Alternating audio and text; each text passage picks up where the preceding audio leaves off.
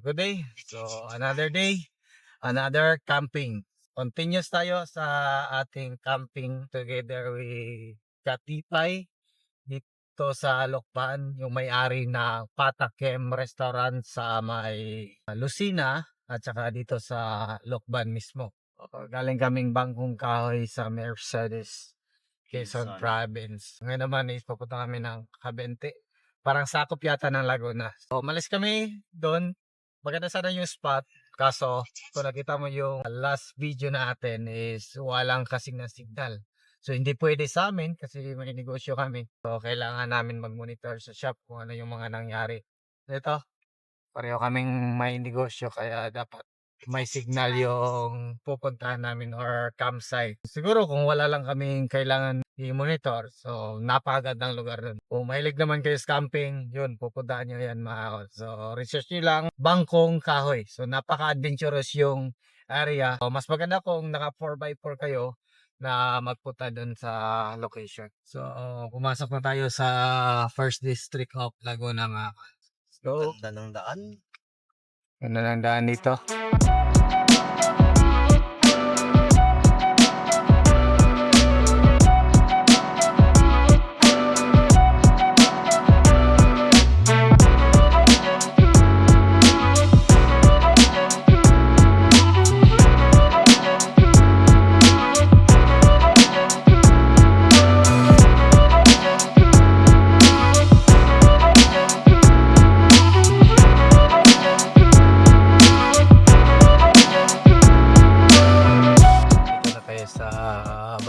Cabianti, Laguna.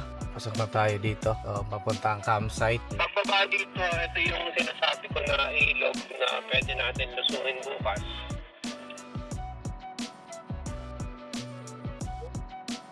Nakawit dyan, sa kabila pupunta.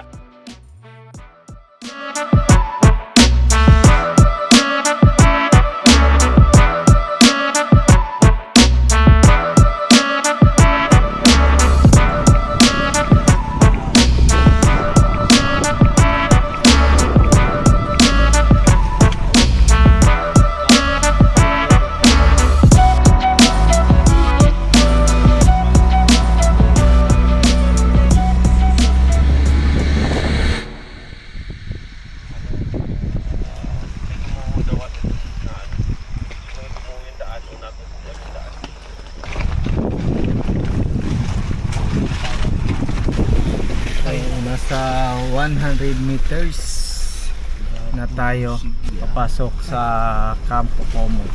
Dito wala pa rin signal. Baka may Starlink. Trespassing ito na yata oh.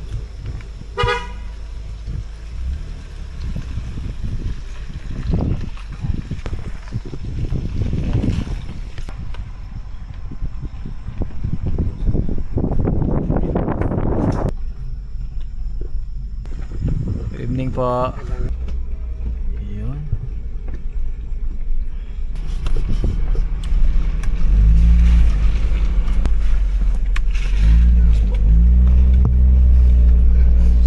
Kitang kita. Hangin din ah. Parang naulit yung pangyayari natin kagabi ah. Ano yung maging kainatnan sa mga kalukuhan natin ngayon.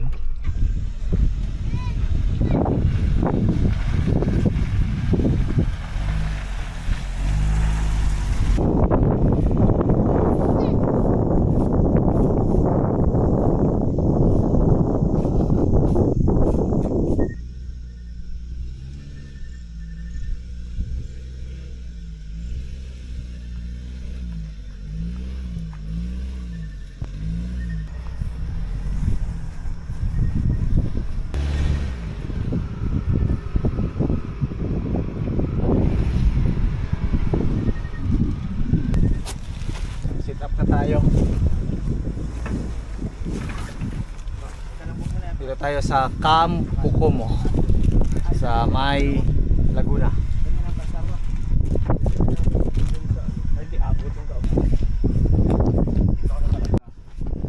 Ayun, so dito na tayo, sit up tayo. Kaganahan nito mga kol is malapit sa CR, tapos malapit din tayo sa wifi. Yun yung kailangan natin sa ngayon, yung wifi, para meron tayong update sa mga mahal natin sa buhay. Tanggalin muna natin yung mga gamit natin sa taas.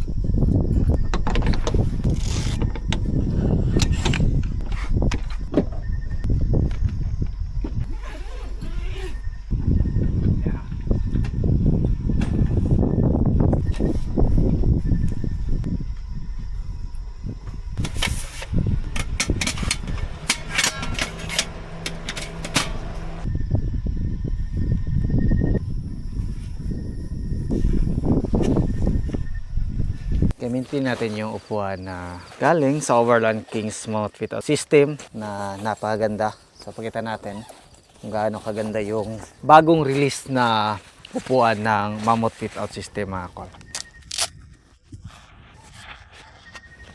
Tapos ang bilis gamitin, daling deploy. Tapos yung kaganahan nito is very handy yung upuan na to mga kol. Yan, kita natin. Yan. Yan. Tapos ito naman. So ganyan lang. Tapos yun. Di ba? So, available to sa Overland Kings, or pwede kayo mag-order sa ating Facebook account. So, Danilo Lasaka Jr. Makol. Or sa ating Facebook page na Dudong Lagan Surplus TV, or pwede din kayo sa Dudong Lagan Auto Parts and Auto Trading. So, available to. Mammoth Fit Out System na upuan. So, next naman is itong lagi natin ginagamit, pero compare nitong Helvetica Makol is mas manipis yung or mas magaan itong Mammoth, at saka ito yung bag niya compare dito, medyo malaki yung sa Helvetica. So ito naman sa Helvetica, pakita natin kung mahilig kayo sa camping, kahit hindi car camping mga kol, tapos yun is gusto nyo ng mga matibay na upuan, premium and quality na upuan, subok na namin to. Hindi kami basta-basta nag-post ng mga accessories dito na hindi namin subok or hindi namin na-try during camping. So ito naman yung sa Helvetica. Yan, bull yan, pero yung gagawin ganun lang. Yan, tingnan nyo.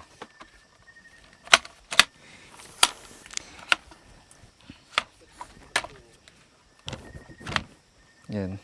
So yan yung kanyang bracket. Then ito naman yung mismong upuan. So ganun lang paglagay.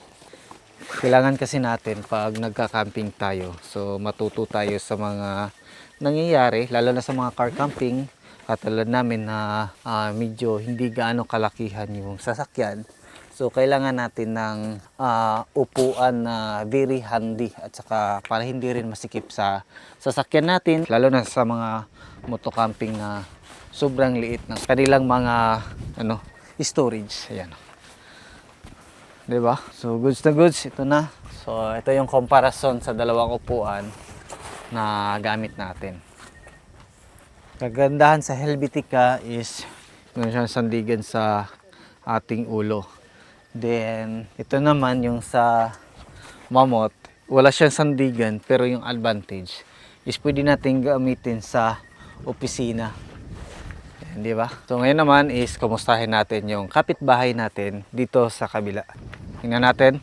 So ito, tingnan nyo, naka Helvetica na upuan siya. Tapos sila, si Ninong Roy, sama pa rin natin. So, syempre, Helvetica din yung... Oh, Helvetica rin. Din ito is... ano to? Action 5? Oh, Action DJI. So naka DJI, mayaman kasi yan. Hindi tingnan mo yung camera mo. Hindi yan, ano yan. Tingnan nyo. So, kung gusto niyo magpagawa ng power station, kung ayaw niyo ng mga ganito, customize. Ito, ang daming saksakan, no? Yan, no? Visit lang kayo sa factory ni Seroy sa Katipay sa Lokban. Then, ito naman yung kanyang power station. Tingnan natin yung kanyang Adventure Kings na 20 liters na ref. So, available din to sa Overland Kings and syempre sa Dudong Lagan. Auto Parts and Auto Trading. Bakit hindi nag-ice to? Hindi, kailangan natin kasi lutuin to mamaya-maya. Ah, So, kaya hindi namin pinagyelo. so yan. So, hindi nila So, ito yung mga pinaghilo. karne natin, nakakailanganin natin mamaya. So, itong ref na to mga kol is 12 volts. So, pwede sa sasakyan natin or kung meron kayong power station is pwede ninyo yan ikabit doon lang sa lighter port. Hindi, pwede rin siya sa 24 volts. Di ba? Ito naman si Tots mo to. Ano ba? Silipin natin yung RTT natin na same as Kumusta yung RTT? Mamot. So, kumustahin naman natin yung RTT na naiwan yung kanyang hagdanan. So, ngayon is dahil sa gusto magaan yung dala, so siyempre akyat siya dito. Hindi, meron akong idea. Gagawa ka ng, di ba? Meron to, meron to. I-plane mo to, tapos dito, diretso na. Hindi, dito lang. Hindi. So, yung idea, ito. Tatanggalin natin to. Yan, tapos pupunta na siya doon. Akyat na. Akit na ako dito. So, wala na hagdanan. So, goods pa rin. Lamig na. Luluto na muna tayo. Hindi, mag-vlog pa tayo. Huwag mo na magluto. Yan. So, ito is nilagay namin sa negative, negative 2 or negative 1. So, ngayon, hindi namin pinayelo. Ito yung ref namin. May soft drinks. Then, tingnan nyo. San Mig Light. Sobrang lamig. Diba? So, gamit pa rin natin yung Adventure Kings na 20 liters. So, available din to sa shop sa Overland Kings and sa Dudong Lagan Auto Parts and Auto Trading.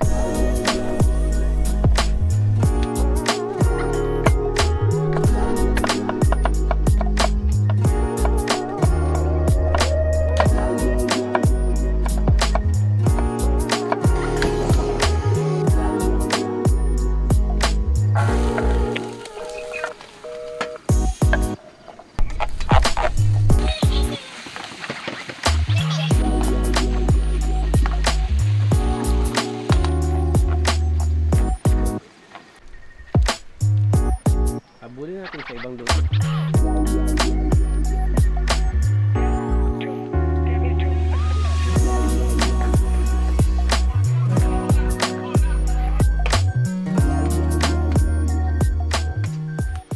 Kain na tayo. So, 9:28 in the evening.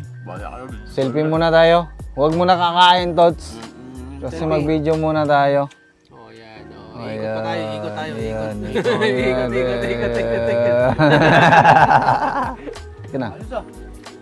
Yun. Parang giniling. Ulam namin is talong. Tsaka giniling. Tapos, yan. Toyo. Umulan na naman. Parang every night na lang, every camping na lang, uulanin. Napakalamig. So kahit saan kami magpunta, buti dyan umulan na nakaano na kami, naka-set up na kami. So, let's go.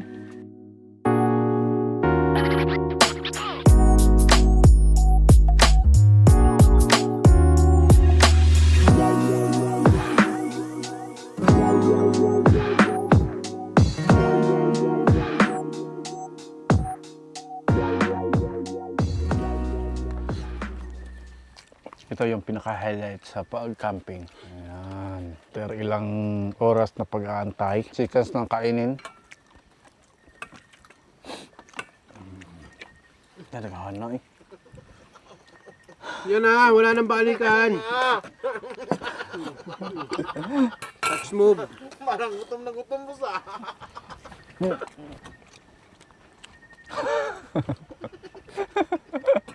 Kain! Tapos, next week, diet. Lakas ng hangin. Ito yung problema namin ngayon. Lakas ng hangin. Magkataka ka na kinulang yung kanin. So, problem solved. Tapos na yung hapunan. Sarap ng pagkain. Tapos napakagandang lugar sa Laguna. So ito yung setup namin. Diyan kami matulog sa itaas. Dalawa kami. Then yung iba is sa ground tent. So medyo maulan at saka malakas yung hangin. So ito yung challenge namin ngayon dito sa pinagka-campingan namin. Dito natin makita na napakatibay talaga ng mga RTT na gamit natin. Dahil kahit malakas yung hangin, katulad kagabi, malakas yung hangin. Ngayon na naman is malakas yung hangin. No, halos mahangin lahat yung pinagkaminga natin. Doon sa landing point, sobrang lakas ng hangin. Doon naman tayo sa Bangkong Kahoy, maulan at saka mahangin. Ngayon na naman dito sa Laguna, ganyan pa rin. Pero importante, busog. Tuyo at saka talong lang yung katapat, ubos yung kanin. Ano masabi mo, Tots? Champion! Grabe to, champion.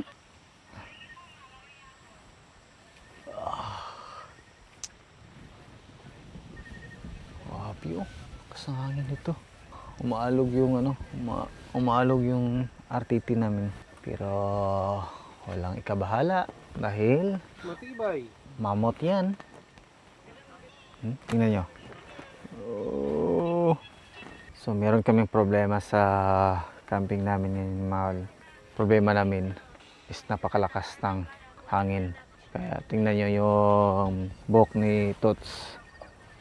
Ano? Tingnan nyo. Ngayon ko lang nakitang ganyan yan. Taga dito yan Malamig dito. Taga Quezon Province yan. Pero tingnan nyo. Yan, akala namin nanibago lang kami. Tagal na yan. Kasamang ano kasi ambon, mababasa yung jacket. Oo, Pagtulog mamaya, lalamigin tayo lalo. bukas ng umaga is may kayak or hindi na siguro. Tingnan pa namin kasi may lalakarin din na importante. Parang may naririnig tayong putok Yun. So kami lang yung ngayon dito. Nag-camping. Nalamig na ako. Dahil sa lamig, nag-inuman sila. So, tingnan nyo. Nagsiksikan dito sa gilid. Open na open doon. Nandyan kayo lahat. Dahil sa lakas ng hangin, dito sila. So, tingnan natin yung drone shot dito kung gaano kaganda yung campsite. Kung taga Metro Manila kayo, taga Luzon kayo, pwede niyong puntahan yung campsite. So, dito na tayo sa taas ng rock tent. So, makita nyo, lakas ng hangin. Ganun din lakas ng hangin. So, dalawa kami dito matulog sa taas.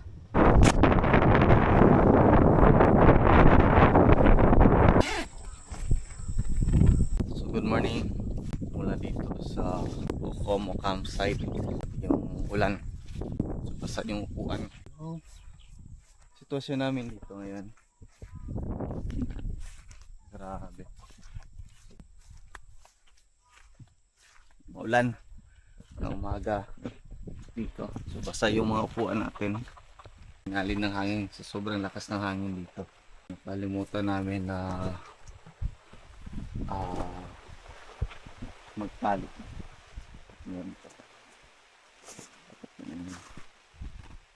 Ganda ng namin posisyon dito ngayon. Makita nyo. So ito yung gym ni Sir Katipay. Ganda din. Ganda ng setup niya. Naka car style na bumper. Tapos naka Slim X na rope tent. Naka 270 uning. Naka all-terrain to 35/75. Naka lift ng 40mm na Oldman Emo. So hinaangin yung mga upuan natin. Medyo basa. Tapos yan. Kanina. Buti nabutan natin na hindi masyado mataas yung tubig. Naangat natin. Kulang kasi tayo sa tali Ang ganda ng upuan na to. Ang liit lang ng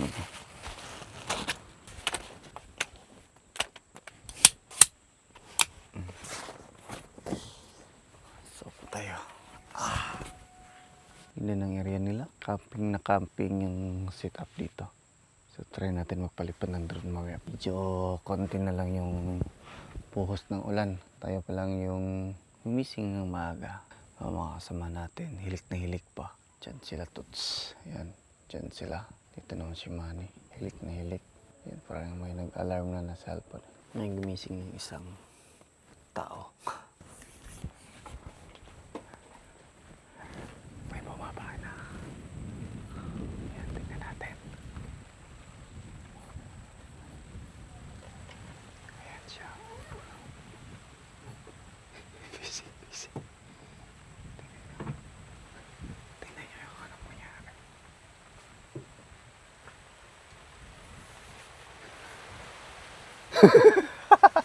Good morning. Lakas ng hangin. Oo nga, ano? Hindi ako nakatulog na maayos gawa ng ano. Akala ko gaganyan yan. Alog ng alog. Oo, pag-uuga ba? Tapos, anong oras kayo natulog? Hindi, maaga-aga din lang yan. Parang 12:30. Lakas ng hangin eh. Yung mga upuan nandun na. Buti nagising ako ng umaga. Eh, wala pa naman tali to. Yung tubig. Doon muna ba yung kanina? Mataas pala tong lake na to. Hanggang dun. Yung lake na to. Malayo pa. Naabot ko dun eh. Binalay ko baka kasi yung ulan eh. Biglang lakas, biglang hina. Tapos kaninang umaga, nagising na ako ng 5:30 o tsaka 6. Lakas ng ulan.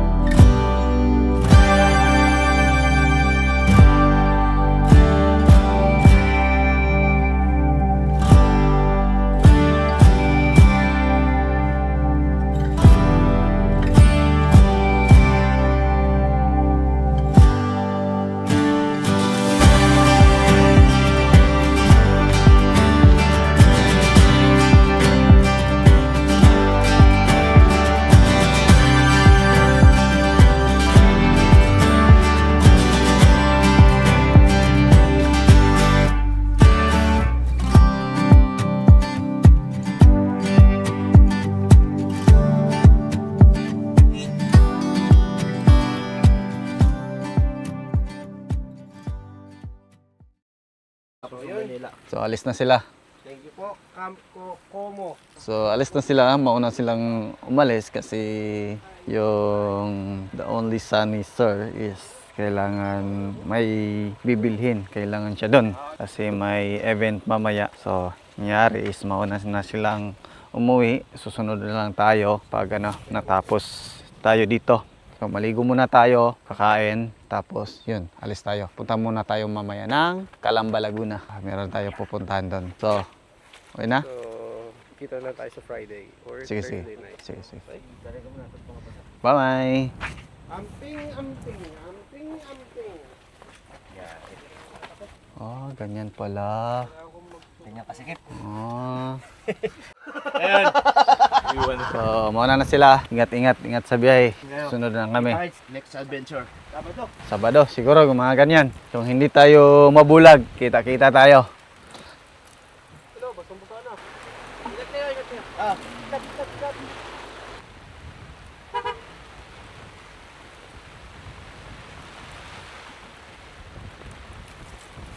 Kaya na. So, breakfast. Para pagtapos ligo, pagkatapos ng ligo, medyo na tayo uwi. Ulam namin ngayon is maliit na tuyo at saka noodles na inchik-inchik.